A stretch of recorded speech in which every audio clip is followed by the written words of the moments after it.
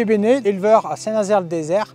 J'ai 700 brebis. Je travaille en démarche de qualité avec de l'agneau de Sisteron en label rouge. Je perds environ 10% de mon troupeau, ce qui fait 60 à 70 brebis par an. J'évalue ça aujourd'hui entre 40 et 50 000 euros. C'est une grosse perte sur l'exploitation. La population de loups, je peux vous dire comment elle a évolué ou comment nous on l'a ressenti, notamment depuis 2014. 2014, on avait affaire à des loups qui fonctionnaient en meute et qui prédataient essentiellement dans les alpages. Si on faisait rien, on allait avoir dans les 5 à 10 ans des attaques et de la prédation à côté des villages. Savoir le nombre de loups, je dirais, qui rôdent aujourd'hui, c'est très compliqué.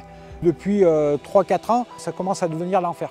Les brebis, elles mangent dans nos collines, donc on est obligé d'être présent, mais ça n'empêche pas les attaques. Sur le territoire d'une commune, on a 2 meutes installées. Il faut qu'on puisse renouveler notre troupeau. Il faut environ 2 ans pour refaire une brebis. Les premiers qui sont concernés avec le retour du prédateur, ce sont les éleveurs ovins. L'évolution de la population de loups, elle peut être donnée entre les années 2014 et 2018. En 2014, on avait des loups qui attaquaient uniquement dans les alpages. Et en 2018, on a des loups qui attaquent en meute à proximité des habitations, à 50 mètres de l'église. Les moyens de protection que j'ai mis en place sur l'exploitation, que l'État nous préconise, c'est les filets, des clôtures électrifiées, des chiens de protection. Et j'ai embauché un berger pour être encore plus efficace. C'est pas efficace à 100%. Le loup s'adapte aux mesures de protection qu'on a mis en place. Les brebis sont regroupées tous les soirs pour éviter les attaques de nuit. On dort avec les bêtes. C'est la seule solution qu'on a trouvée aujourd'hui pour protéger notre troupeau la nuit. Quand vous devez laisser votre famille parce que vous avez votre troupeau à chercher ou votre troupeau à surveiller, c'est votre outil de travail.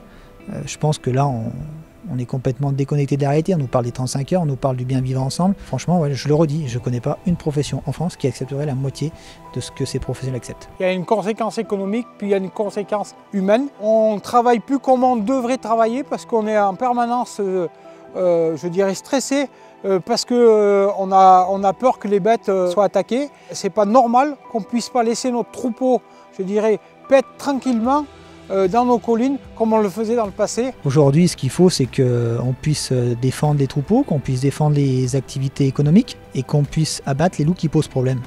Si une année, il y a besoin d'abattre 20 loups, il y a 20 loups qui seront abattus. Si une année, il doit y avoir 80 loups, il doit y en avoir 80. On doit pouvoir se défendre, on doit pouvoir éliminer les loups qui posent problème. Le plan loup, tel qu'il est présenté aujourd'hui au 23 janvier 2018, n'est pas acceptable. C'est un plan pour le loup. Et ce n'est pas un plan pour l'élevage, ce n'est pas un plan pour l'agriculture.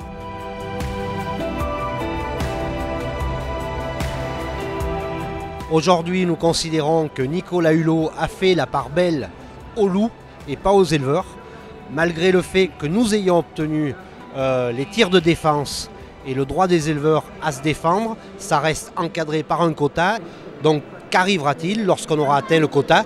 Et ça, nous attendons d'avoir des précisions là-dessus. En tout cas, nous continuerons à interpeller les politiques. C'est ce que nous faisons aujourd'hui dans le cadre du Salon de l'Agriculture, en rappelant tous les dégâts qui sont occasionnés par cette bête. Nous, on demande simplement qu'on puisse vivre correctement, dignement de notre métier.